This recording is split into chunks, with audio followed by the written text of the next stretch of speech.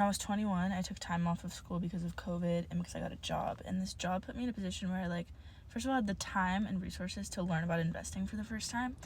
and just learn the basics of investing. I didn't come from a family that really talked about money or talked about wealth distribution or talked about,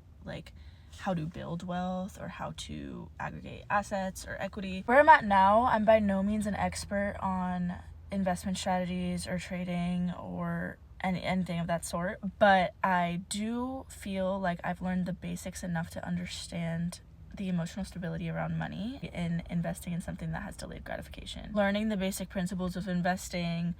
dealing with risk management and risk tolerance and losing money sometimes and playing with that balance of ups and downs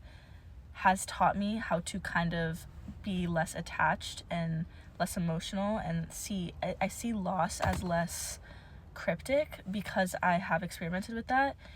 which has led me to kind of have a more emotionally stable relationship with money and allowed me to be more risk tolerant in other aspects of my life, where I'm experimenting with creative business or experimenting on a new project or saying hey, I have extra savings, what can I do with it to grow because I'm young and I can still recover from this. Value for me is really about strengthening my relationship with money, understanding how things grow over time and how you can use it as a tool that has more impact and more upside if there's leverage there versus turn and burn, spend and save dollar for dollar as I grew up with that, because I grew up with a mindset that just was very, very different. So the more I expose myself to other options and other realities and expose myself to understanding how economy and markets work, I feel like it helps my business brain be less, and my creative brain, honestly, as I experiment with these little things that I do, it helps me feel less attached to things or it doesn't feel detrimental if I have a failure necessarily.